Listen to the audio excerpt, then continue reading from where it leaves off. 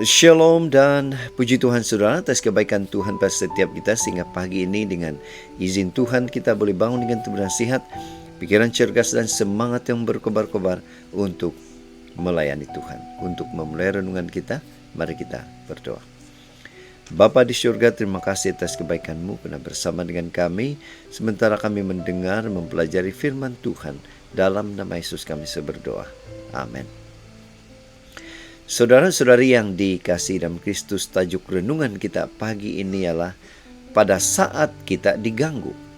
Apa respon kita kepada gangguan tersebut?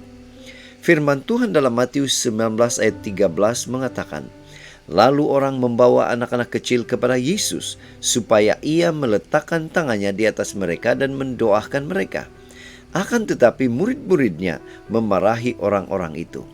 Nah saudara, bacaan kita hari ini kita boleh bacanya di dalam Injil Matius pasal 19 ayat 13 hingga 15. Ini merupakan kisah di mana Yesus memberkati anak-anak yang datang kepadanya.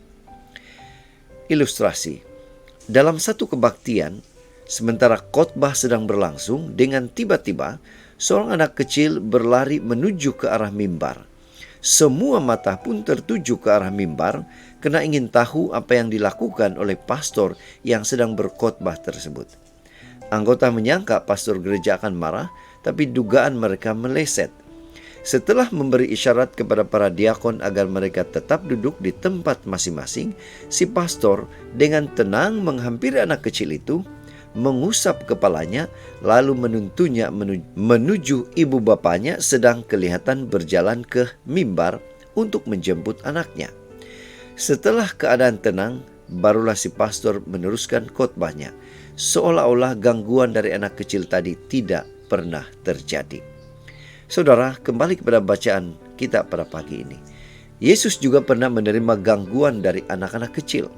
Sementara dia sedang mengajar, melihat adanya gangguan kepada guru mereka, para murid dengan segera merespon dengan memarahi orang-orang yang ingin membawa anak-anak kecil itu kepada Yesus. Apakah Yesus juga marah karena merasa terganggu? Ternyata tidak.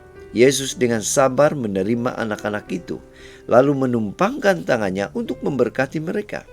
Yesus juga menghargai usaha orang-orang yang membawa anak-anak kecil itu. Ini benar-benar sebuah teladan yang luar biasa dari Yesus dalam menghadapi situasi yang tidak diduga. Saudara, bagaimana respon kita? Apa respon kita selama ini pada saat situasi tidak terduga mengganggu aktiviti kita? Apakah kita cenderung marah atau merespon dengan penuh kesabaran dan tenang? Sebagai pengikut Kristus, kita harus sentiasa mengikuti teladan yang Yesus sudah tunjukkan kepada kita. Itu sebabnya, pada pagi ini saudara, mari kita ingatkan diri kita bahwa gangguan kadang dipakai oleh Tuhan untuk menguji dan melatih penguasaan diri dari umat-Nya.